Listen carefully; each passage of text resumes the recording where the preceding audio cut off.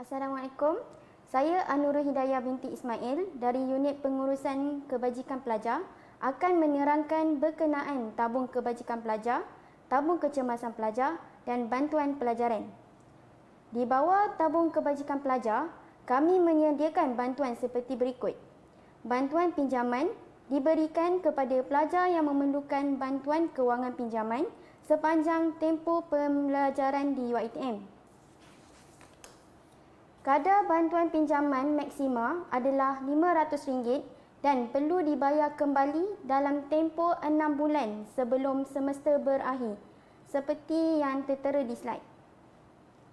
Bantuan kewangan sara diri, bantuan ini diberikan kepada pelajar yang memerlukan bantuan kewangan sepanjang tempoh pembelajaran di UiTM. Kadar bantuan minima sebanyak RM250 sehingga RM500 maksima mengikut syarat dan terma yang telah ditetapkan. Bantuan bencana alam adalah diberikan kepada pelajar yang ditimpa bencana alam seperti banjir, kebakaran, dipanah petir. Bagi mendapatkan bantuan ini, pelajar perlu menyertakan laporan polis yang ada menyatakan barang-barang pelajar yang musnah atau hilang semasa berlakunya bencana. Kadar bantuan seperti yang tertera di slide. Bantuan kes-kes kecurian atau kehilangan. Bantuan kes kecurian atau kehilangan duit dalam akaun, dompet, contohnya dokumen rasmi peribadi seperti kad pengenalan, lesen memandu, kad ATM dan sebagainya. Sama seperti bantuan bencana alam tadi, pelajar juga perlu menyertakan laporan polis untuk permohonan. Kadar bantuan boleh tengok di slide. Bantuan tambang perjalanan kematian ibu bapa,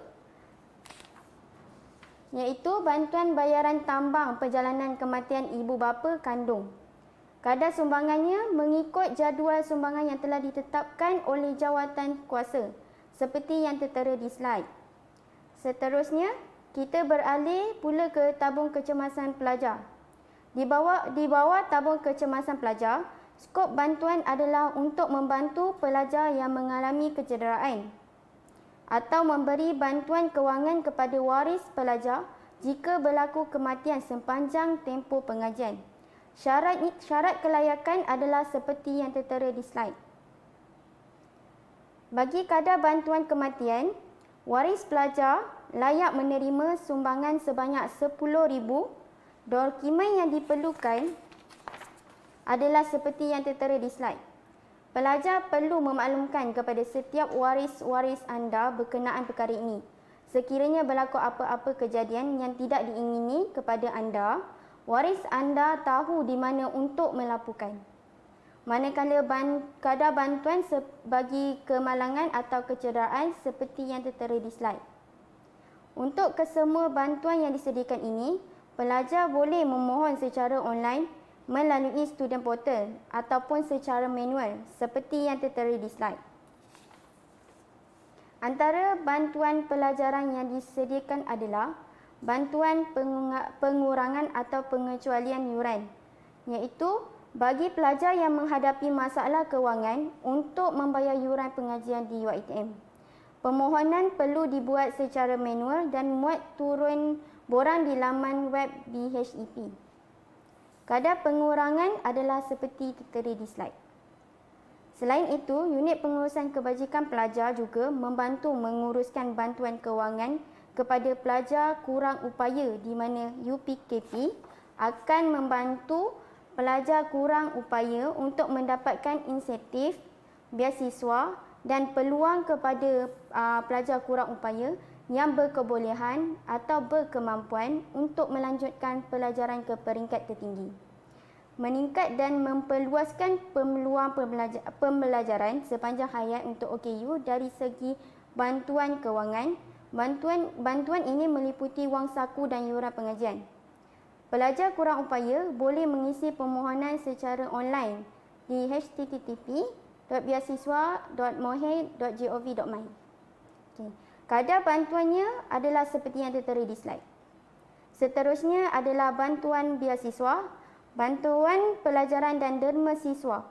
Bantuan kewangan pelajar ini atau airline yang ditawarkan kepada pelajar UiTM dari agensi kerajaan atau swasta.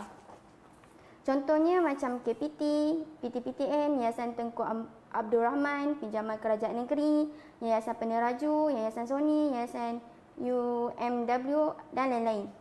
Pelajar boleh mendapatkan informasi terkini di laman media sosial Unit Pengurusan Kebajikan Pelajar, Instagram, Facebook seperti yang tertera di slide. Segala syarat dan kaedah permohonan kesemuanya tertakluk pada agensi-agensi yang berkenaan. Atau pelajar boleh scan saja QR code yang tertera di slide. Tidak menjadi halangan sekiranya dalam masa yang sama, pelajar turut memohon mana-mana tajaan beasiswa atau pinjaman yang ditawarkan dari agensi kerajaan atau swasta. Namun, pelajar perlu membatalkan atau menolak permohonan yang telah dibuat sekiranya penajaan adalah daripada agensi kerajaan atau swasta yang tidak membenarkan pembiayaan yang bertindih. Sekian saja penerangan berkenaan kemudahan perkhidmatan yang disediakan di bawah Unit Pengurusan Kebajikan Pelajar.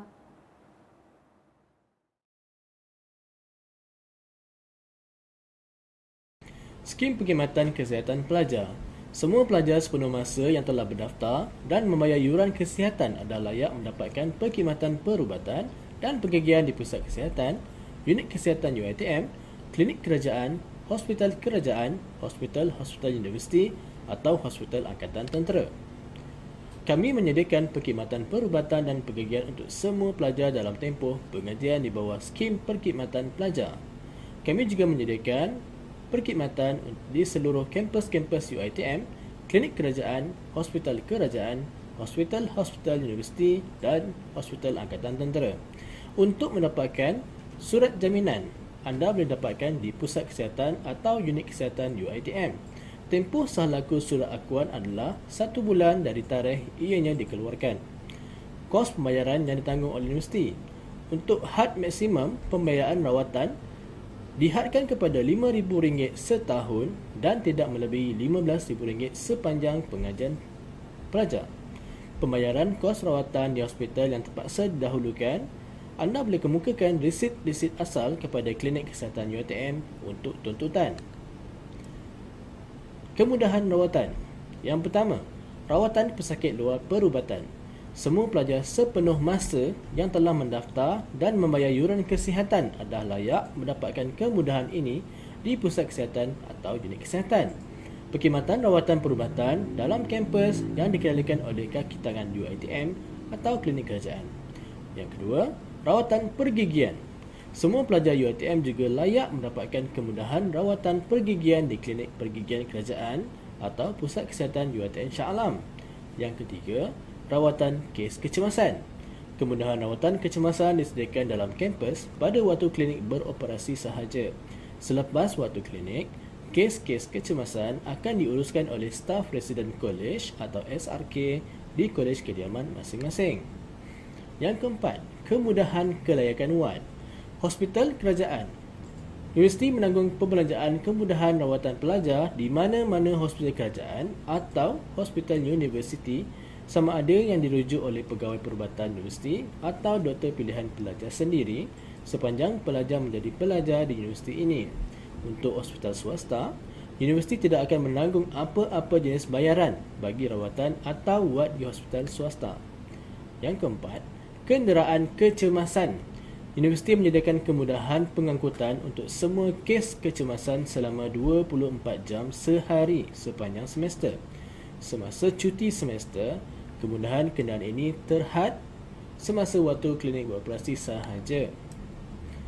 Ini ialah rawatan-rawatan yang tidak ditanggung oleh UiTM. Yang pertama, rawatan ubat-ubatan dan peralatan untuk pencegahan kehamilan, kemandulan dan kesuburan. Yang kedua, alat-alat gantian anggota seperti gigi palsu, korona atau jambatan atau implan gigi untuk tujuan kosmetik. Yang ketiga, rawatan perubatan dan pembedahan dengan tujuan kosmetik dan ritual, melainkan dalam keadaan di mana pegawai perubatan universiti berpendapat rawatan itu diperlukan untuk mengurangkan risiko kepada pesakit. Yang keempat, rawatan dan pemeriksaan berkaitan dengan mengandung dan bersalin sama ada dalam keadaan normal ataupun tidak normal. Yang kelima, rawatan imunisasi sama ada untuk tujuan pelalian biasa ataupun untuk keadaan wajib, seperti imunisasi sebelum pergi keluar negara, imunisasi semasa wabak dan sebagainya, kecuali suntikan ATT dan yang diberikan oleh universiti sahaja. Yang keenam, perbelanjaan rawatan perubatan alternatif. Yang ketujuh, perbelanjaan rawatan di hospital swasta. Yang ke-8, perbelanjaan rawatan di luar negara. Yang ke-9, ubat-ubatan yang dibeli dari farmasi sendiri, melainkan yang mempunyai preskripsi dari pegawai perubatan universiti. Yang ke-10, rawatan ortodontik di hospital kerajaan atau klinik swasta. Seterusnya, rawatan di luar negara. Rawatan perubatan dan pergian bagi pelajar di luar negara tidak akan ditanggung. Penganjur dinasihatkan untuk menguruskan insurans perubatan untuk pelajar yang menyertai aktiviti ke luar negara sahaja. Seterusnya, untuk pemeriksaan kesihatan pelajar baru. Yang pertama, pelajar perlu mengisi borang deklarasi kesihatan secara online semasa penerimaan tawaran. Yang kedua, pelajar tidak perlu mengguna dan mencetak borang C, iaitu laporan pemeriksaan kesihatan.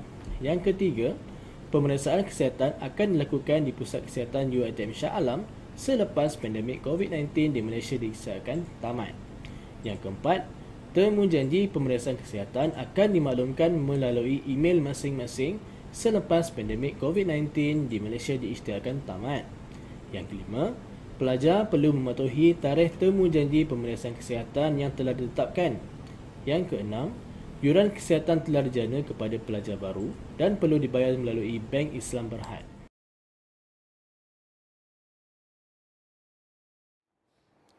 Okay, bismillahirrahmanirrahim. Assalamualaikum warahmatullahi taala wabarakatuh. Alhamdulillahirabbil alamin wassalatu wassalamu ala asyrafil anbiya wal mursalin wa ala alihi wa sahbihi ajma'in. Saya Dr. Muhammad Ashraf Zaki bin Yaakob, pengarah bahagian zakat, sedekah dan wakaf UiTM Shah Alam. Jadi hari ini saya akan beri taklimat berkaitan dengan bantuan zakat dan juga sedekah kepada para pelajar UiTM. Jadi saya mulakan dengan yang pertama sekali berkaitan dengan bantuan zakat kepada para pelajar. Kita ada dua bantuan yang kita berikan kepada para pelajar. Yang pertama adalah bantuan zakat, yang kedua adalah bantuan sedekah. Pertama sekali berkaitan dengan bantuan zakat yang kita berikan, permohonan adalah dibuka pada setiap semester dan terbuka kepada pelajar UiTM di peringkat diploma, sarjana muda, profesional sepenuh masa daripada semester pertama sehinggalah tamat pengajian. Dan antara syarat permohonan yang kita tetapkan kepada para pelajar untuk memohon zakat adalah yang pertama sekali, pelajar tersebut haruslah beragama Islam. Dan yang kedua, pendapatan kasar isi rumah ataupun keluarga adalah di bawah had kifayah ataupun had kelayakan untuk permohonan zakat, iaitu kita tetapkan sebanyak RM4,000. Jadi bermaksud pendapatan kasar isi rumah ni bermaksud pendapatan ayah dan juga ibu digabungkan, jumlahnya adalah RM4,000 ke bawah. Dan syarat yang ketiga adalah memenuhi kriteria asnaf zakat. Sebab dalam Al-Quran ditetapkan bahawa terdapat 8 asnaf bagi yang melayakkan untuk menerima zakat. Bagi kita di UiTM, kita hanya beri kepada 5 asnaf yang utama sahaja, iaitu fakir, miskin, mu'allaf, fisabilillah dan juga ibnu sabil. Dan jenis bantuan yang kita berikan kepada para pelajar adalah bantuan keperluan pengajian, yang kedua adalah sarah hidup dan juga perubatan, bantuan musibah bencana dan juga bantuan kepada program-program bagi pembangunan pelajar asnaf. Yang seterusnya adalah bantuan diagihkan berdasarkan kepada 5 kriteria asnaf yang saya sebutkan tadi. Yang pertama adalah fakir, yang kedua miskin, yang ketiga fi sabilillah, yang keempat mu'allaf dan yang kelima ibnu sabil. Dan cara untuk para pelajar memohon bantuan zakat adalah melalui sistem e-zakat yang terdapat dalam student portal, di mana setiap kali permohonan dibuat, kita akan rekodkan berdasarkan kepada permohonan pelajar dalam sistem e-zakat tersebut. Kemudian kita akan membuat saringan dengan memanggil pelajar-pelajar yang layak, dan kita akan adakan temu duga kepada para pelajar setiap kali permohonan itu dimohon. Dan untuk makluman semua, pejabat bahagian zakat sedekah wakaf UiTM adalah di aras bawah Masjid Al-Wathiqu Billah Tuanku Mizan Zainal Abidin UiTM Shah Alam ataupun Masjid UiTM Shah Alam.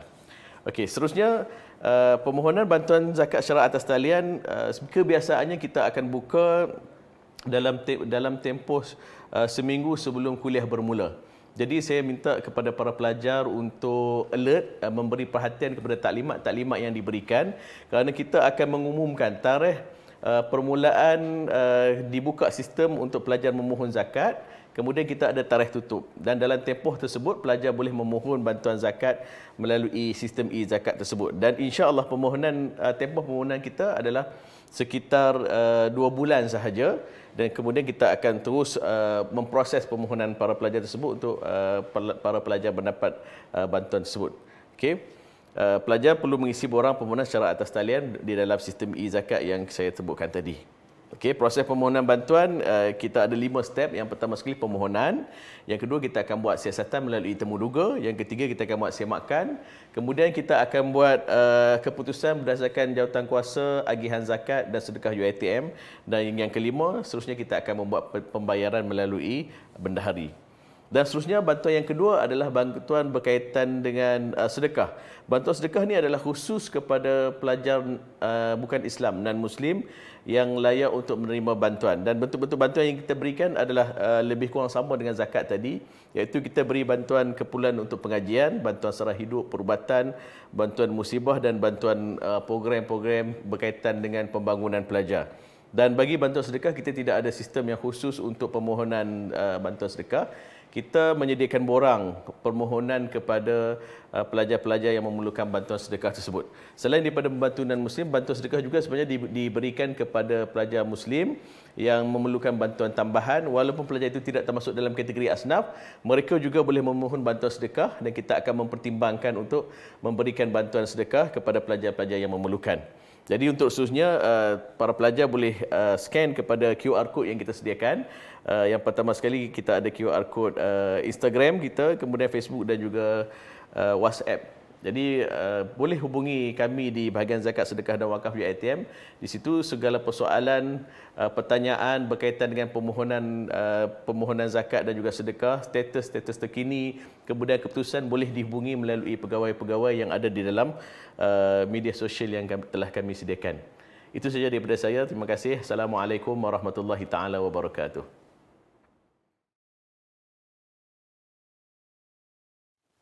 Assalamualaikum warahmatullahi wabarakatuh dan salam sejahtera.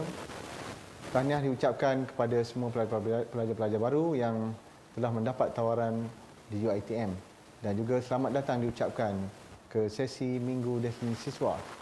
Pada hari ini, saya Amizah Muhammad Amin, Ketua Unit Kemudahan Kolej, akan memberi sedikit penerangan tentang kemudahan kolej dan juga kelayakan serta bantuan-bantuan dari segi kemudahan kolej yang boleh saudara dan saudari mohon pada masa akan datang. Saya mulakan dengan kemudahan kolej. Unit kolej-kolej di UiTM mempunyai sebanyak 8 buah kolej yang terdiri daripada Kolej Perindu, Kolej Delima, Kolej Meranti, Kolej Teratai. Manakala Kolej Siswi pula terdiri pada Kolej Mawar, Kolej Melati, Kolej Seroja dan Kolej Anggrek. Walaupun begitu, sebenarnya kita masih mempunyai kolej-kolej lain di semua kampus. Secara keseluruhannya, kolej-kolej di seluruh kampus UiTM mempunyai lebih kurang sebanyak 133 buah kolej kediaman. Fungsi unit ini adalah untuk menjaga kesejahteraan para pelajar dan memberi kemudahan kolej serta membantu pelajar dari segi kebajikan dan juga elon bantuan makanan. Selain daripada itu, unit kemudahan kolej juga menyelaras data pelajar-pelajar yang memohon kolej kediaman dan kepada mereka yang gagal permohonan kolej gagal kemudahan kolej kediaman boleh merayu melalui saluran yang kita sediakan di dalam portal pelajar. Jadi untuk slide yang seterusnya, pelajar-pelajar akan ditawarkan sebanyak 3 jenis bilik, iaitu bilik berdua, bilik bertiga dan juga bilik berempat. Untuk bilik berdua, kadar harganya adalah sebanyak RM420. Manakala bilik bertiga akan dikenakan charge sebanyak RM315 Dan untuk bilik berempat, pelajar-pelajar akan dikenakan charge sebanyak RM210. Semua kadar ini adalah kadar untuk satu semester. Jadi pelajar-pelajar hanya perlu membayar sekali dalam satu semester, iaitu pada awal semester apabila ditawarkan kolej kediaman. Untuk pelajar-pelajar baru, anda disarankan untuk membayar charge kolej ini setelah anda mendaftar pada 9 hingga 11 Oktober nanti di semua kolej-kolej kediaman yang mana anda ditempatkan. Permohonan kolej ini akan dibuat secara automatik. Jadi untuk pelajar-pelajar baru, anda tidak perlu lagi membuat permohonan kerana semasa anda datang pada 9 hingga 11 hari bulan Oktober nanti, anda akan terus didaftarkan ke dalam sistem kolej.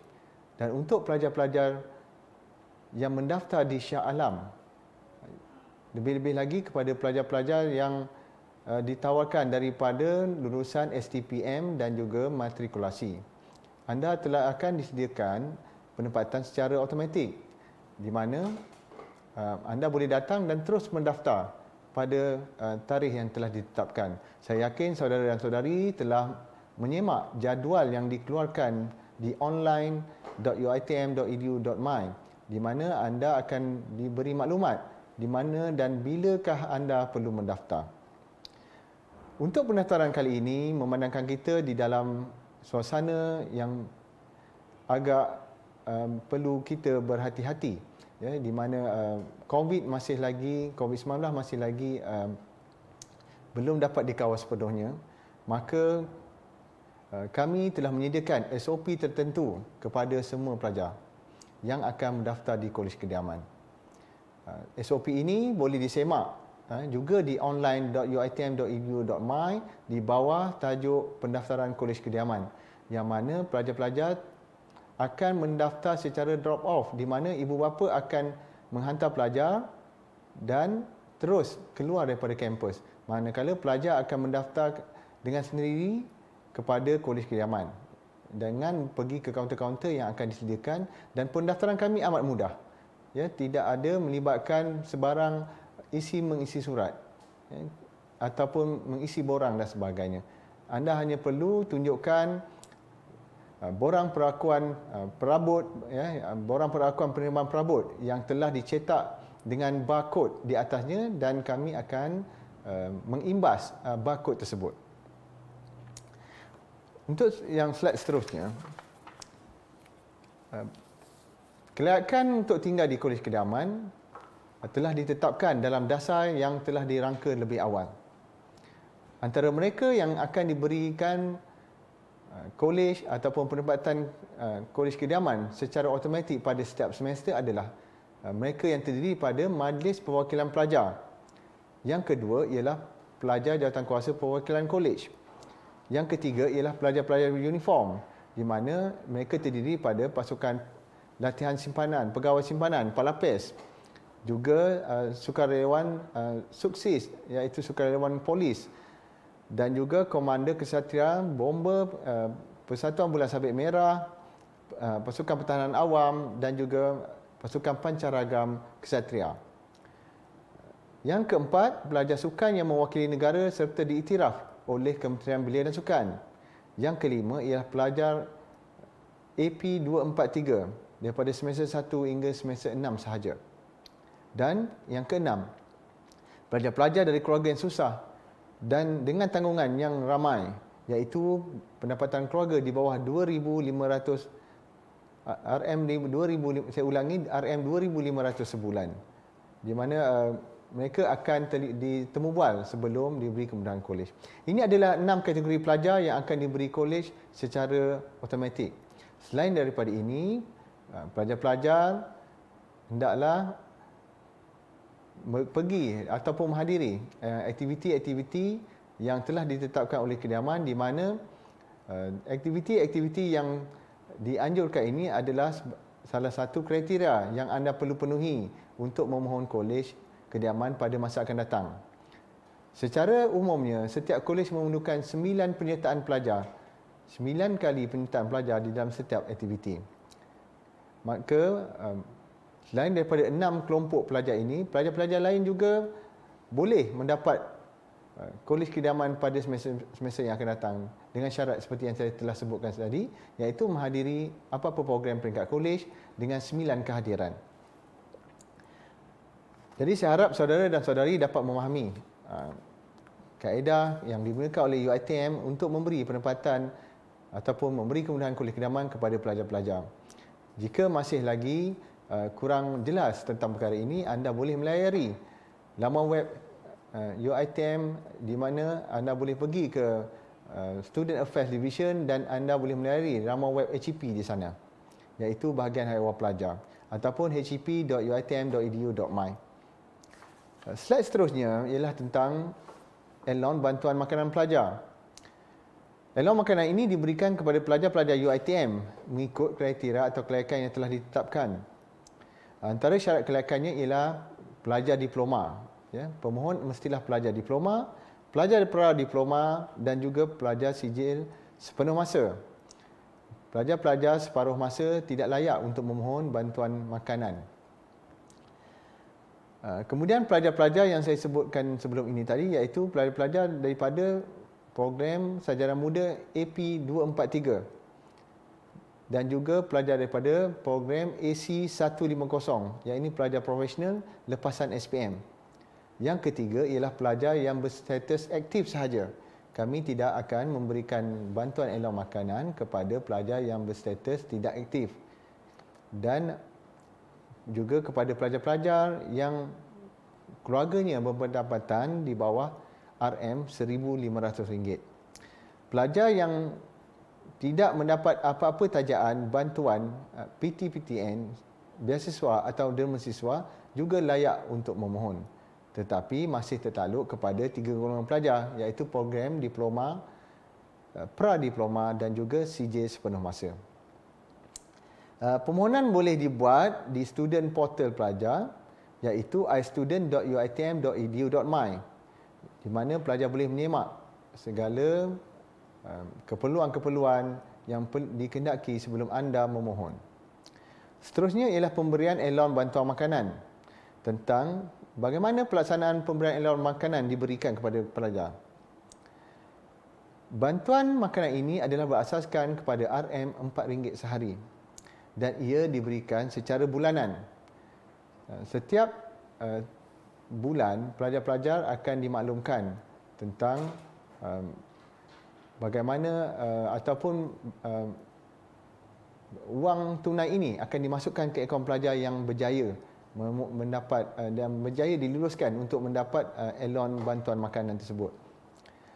Walau bagaimanapun, sekiranya pada semester itu pelajar di program diploma ataupun pra-diploma tersebut menghadiri ataupun dikehendaki menghadiri latihan praktikal, maka mereka ini tidak layak untuk mendapat allowance bantuan makanan. Begitu juga pelajar yang melebihi tempoh pengajian, di mana yang sepatutnya belajar 6 semester tetapi mereka terpaksa menambah pengajian 1 atau 2 semester lagi akibat tidak lulus subjek-subjek yang tertentu. Yang ketiga ialah pelajar yang dalam cuti khas di dalam UiTM. Sekiranya pelajar menghadapi masalah tidak dapat meneruskan pelajaran, pelajar akan diberi peluang untuk memohon cuti khas. Jadi pelajar-pelajar yang memohon cuti khas ini tidak layak untuk memohon allowance bantuan makanan. Yang keempat, pelajar yang mendapat pinjaman kemudahan pinjaman, ya, seperti PTPTN, beasiswa, derma siswa, ya, ataupun beasiswa serta mendapat tajaan daripada mana-mana syarikat. Mereka ini walaupun pelajar diploma ataupun separuh diploma ataupun pelajar-pelajar yang mengikuti sijil sepenuh masa adalah tidak layak untuk memohon kerana telah ada bantuan yang diberikan. Ya. Saya harap saudara dan saudari dapat memahami keadaan ini, dan sekali lagi jika ada apa-apa kemusykilan, anda bolehlah lawati laman web HEP yang telah saya sebutkan sebelum ini. Dan sebelum saya mengakhiri sesi saya pada hari ini, saya mohon untuk saudara dan saudari mencatat nombor-nombor telefon pegawai-pegawai yang boleh dihubungi, ya, yang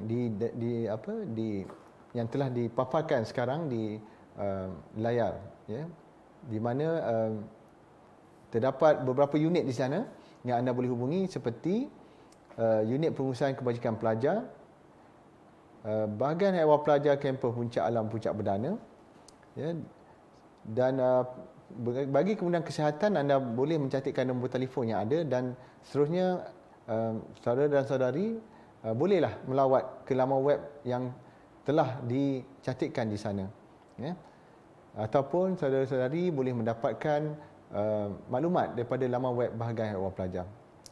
Jadi selepas ini saya akan sesi ini akan diteruskan oleh pegawai daripada unit pengurusan non-resident, iaitu sebuah unit yang menguruskan ataupun menjadi pemudah cara untuk pelajar-pelajar yang terpaksa tinggal di luar, di mana pelajar-pelajar ini telah gagal dalam pembuanan kolejnya kerana pelbagai sebab, dan kita ada satu unit yang diberi nama unit pengurusan non-resident yang akan membantu anda untuk mendapatkan rumah sewa di luar. InsyaAllah akan diteruskan oleh Puan Ikhwanah Mislan selepas ini. Sekian, terima kasih. Assalamualaikum warahmatullahi wabarakatuh dan salam sejahtera. Terima kasih diucapkan kepada Encik Amiza, Ketua Unit Kemudahan Kolej sebentar tadi yang telah menerangkan serba sedikit berkenaan dengan unit pengurusan non-resident. Saya Ikhwanah binti Mislan selaku pengurus non-resident akan menerangkan seterusnya berkenaan informasi non-resident. Fungsi non-resident kami menjaga kesejahteraan pelajar NR termasuk keselamatan, kebajikan dan juga urusan kecemasan. Kami juga menguruskan data pelajar NR iaitu alamat rumah sewa dan tanggungjawab anda juga untuk mengemaskini alamat rumah sewa. Kami juga menyediakan program aktiviti pembangunan pelajar termasuk aktiviti bersosial kemasyarakatan bersama kejiranan setempat seperti advokasi denggi dan juga gotong royong. Kami juga menyediakan pengesahan stiker kenderaan pelajar NR bagi pelajar NR yang membawa kenderaan masuk ke dalam kampus. Seterusnya, lokasi non-resident terletak di atas Bank Islam bersebelahan Kolej Teratai dan juga Kolej Melati. Lokasi kedua kami terletak di Seksyen 7 bersebelahan Giant Seksyen 7 yang mana kami menyediakan kemudahan internet dan juga komputer untuk keselesaan pelajar melakukan perbincangan dan juga kelas ODL yang akan digunakan di kebanyakan fakulti pada buka semester nanti. Manakala kami ingin menekankan berkenaan dengan tanggungjawab sebagai pelajar NR. Anda perlu mendaftar sebagai pelajar NR sejurus anda telah diisytiharkan sebagai pelajar NR ketika anda tidak mendapat kolej semester hadapan. Dan juga anda perlu kemaskini alamat rumah sewa anda setiap semester kerana kami percaya anda akan berpindah dari satu rumah ke satu rumah mengikut kesesuaian bajet, lokasi dan sebagainya. Jadi anda perlu update setiap semester. Dan yang ketiga, anda perlu menjaga etika sebagai pelajar UiTM ketika duduk di rumah sewa dalam masa yang sama sebagai komuniti kejiranan yang bertanggungjawab dan juga berhemah. Bagi maklumat lanjut, sila layari nr.uitm.edu.my untuk maklumat kami. Di situ kami sediakan tips-tips dan bagaimana untuk menjadi pelajar dan jiran yang berhemah. Sosial media juga kami sediakan, sila ikuti kami di @nruitmsa. Sekian, terima kasih.